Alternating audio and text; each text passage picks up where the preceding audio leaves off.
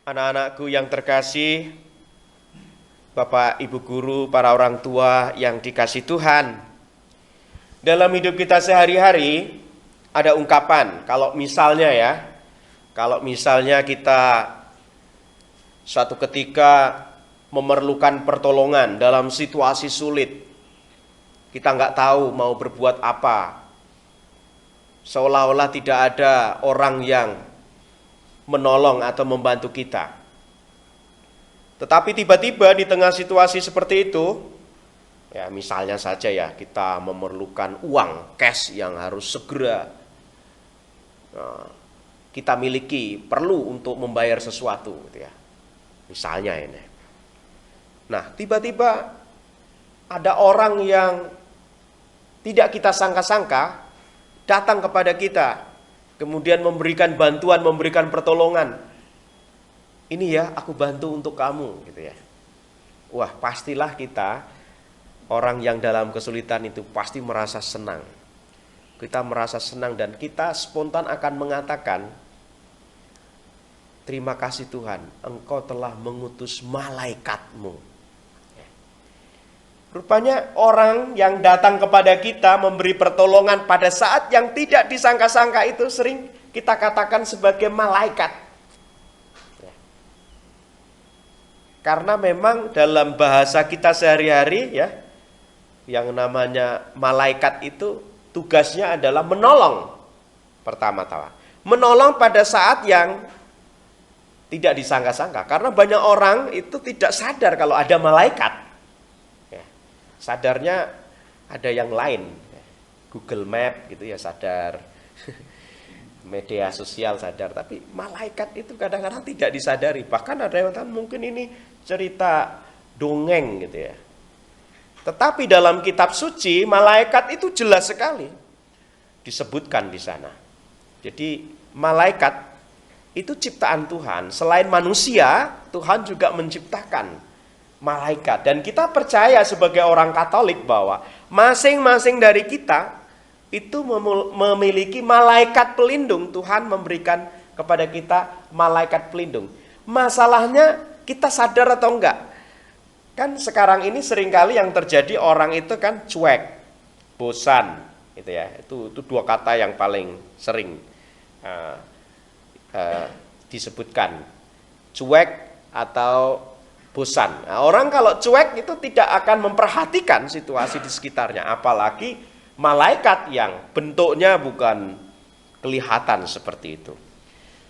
Dulu saya masih frater ya, itu ada permainan namanya angel-angelan. Kan angel itu kan malaikat ya. Jadi kita dibuat dalam waktu itu jumlah kami 16 orang. Itu kita ditugas masing-masing orang harus menjadi malaikat bagi yang lain, tetapi tidak boleh diketahui siapa malaikatnya siapa gitu ya. Misalnya saya jadi malaikat dari teman saya itu, tapi tidak ada yang tahu. Semua itu rahasia, yang tahu hanya pastor pembimbingnya. Tetapi yang bersangkutan tahu saya menjadi malaikat bagi siapa. Karena tugas malaikat itu adalah menolong, membimbing, membantu, mengarahkan. Maka dalam hidup sehari-hari siapapun yang menjadi malaikat itu bertugas untuk menjadi malaikat bagi orang yang di-angelin itu. Tapi karena tidak boleh tahu, namanya malaikat kan tidak kelihatan. Terus kita juga nggak mau ketahuan dari awal, kamu malaikatku ya, kok kamu baik sekali hari ini. Ya, di dalam komunitas yang semua menjadi malaikat bagi yang lain, itu luar biasa. Karena kemudian, apalagi tidak tahu siapa malaikatku, kemudian orang jadi baik sekali. Tiba-tiba ya, pas makan siang, makan pagi, makan malam, ada yang menuangkan air di gelas kita. Ada yang tiba-tiba waktu kerja membantu. Kemudian kita curiga, kamu malaikatku ya? Enggak tahu. Semua rahasia. Nah, rupanya suatu komunitas, kelompok kita ya, kelompok manusia itu, kalau orang sadar ya, saya terpanggil juga, saya punya malaikat. saya juga terpanggil untuk menjadi malaikat bagi orang lain. Kalau semua orang punya pemikiran mau menjadi malaikat bagi yang lain dengan cara yang sederhana saja, tidak harus cara yang sangat hebat.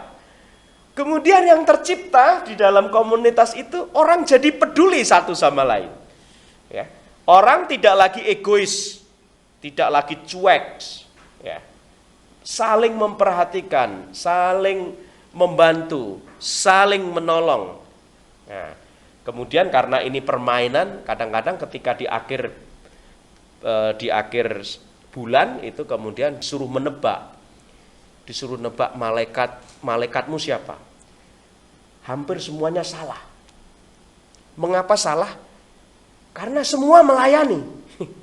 Semua melayani dengan kadar yang sama. Ternyata saya kira kamu malaikatku karena kamu begitu baik kepada saya.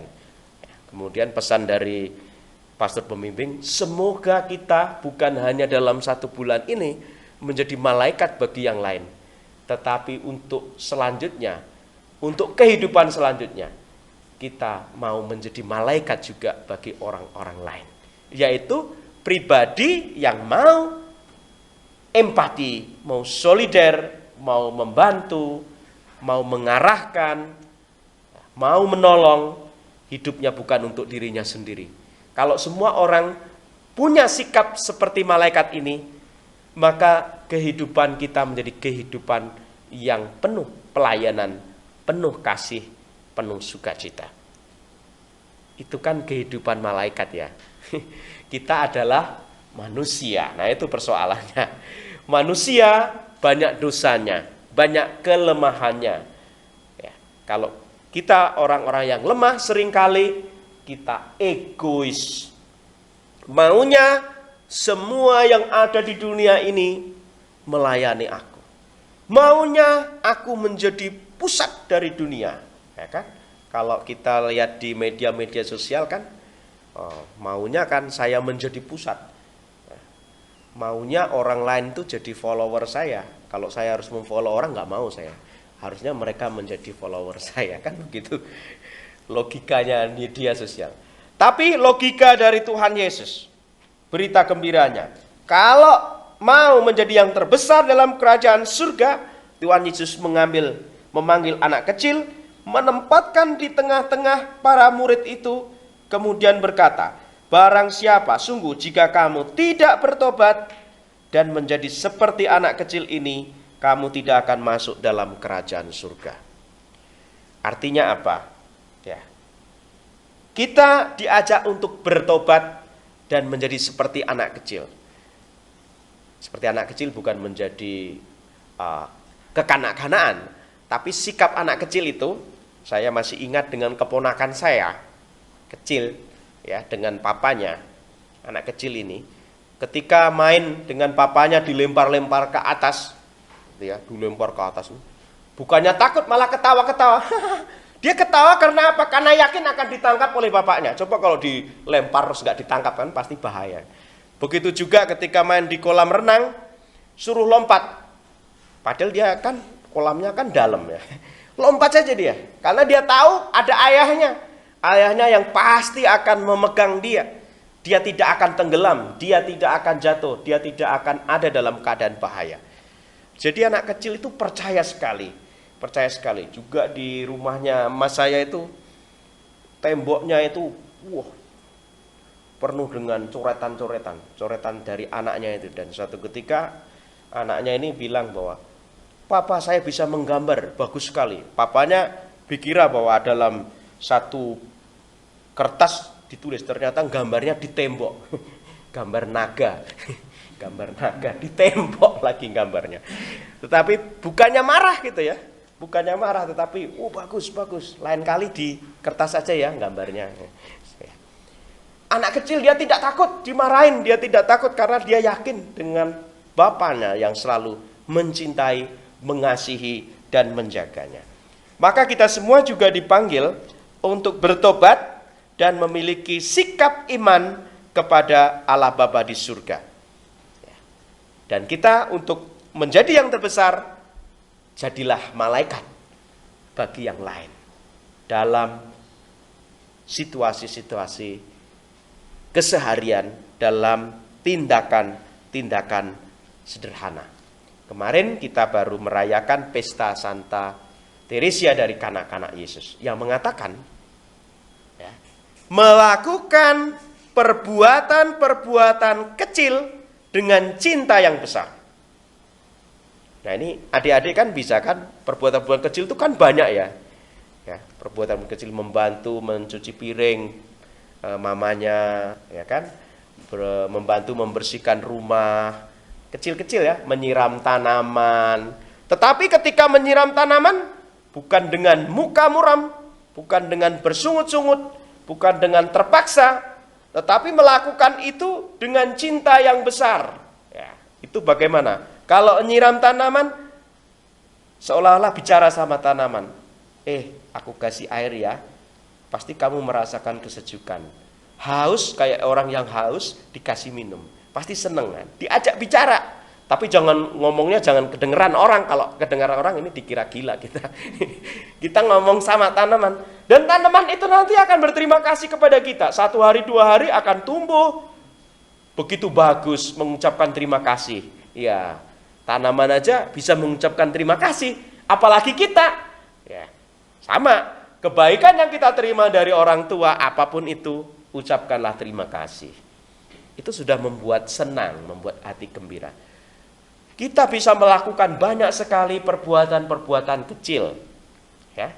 Tetapi lakukanlah itu dengan cinta yang besar. Nah, itulah menjadi malaikat-malaikat bagi yang lain. Maka, anak-anakku yang terkasih, Bapak Ibu Guru dan orang tua yang terkasih, mari kita rayakan Ekaristi ini dengan sebuah keyakinan iman. Ya, keyakinan iman kita. Situasi pandemi ini banyak mengajarkan kepada kita. Ya, semoga dengan pandemi ini juga kita menjadi pribadi-pribadi yang baru. Pribadi-pribadi yang semakin mendengar ya. Semakin mendengar karena kita banyak sendirian. Bukan bengong, tetapi melihat diri ya, melihat diri. Apa yang perlu diperbaiki dalam hidupku? Mendengarkan suara Tuhan melalui suara hati kita, termasuk mendengarkan malaikat-malaikat yang membisiki kita itu, supaya kita benar-benar menjadi pribadi yang sungguh-sungguh mengenal diri, mengenal sesama, mengenal Tuhan, dan mengenal alam lingkungan di sekitar kita. Sehingga ketika pandemi ini berlalu, kita menjadi pribadi yang baru. Pandemi mengantar kita kepada pertobatan, mengantar kita kepada kebaruan hidup. Semoga Tuhan kita Yesus Kristus semakin dikenal dan dicintai oleh semua orang. Amin.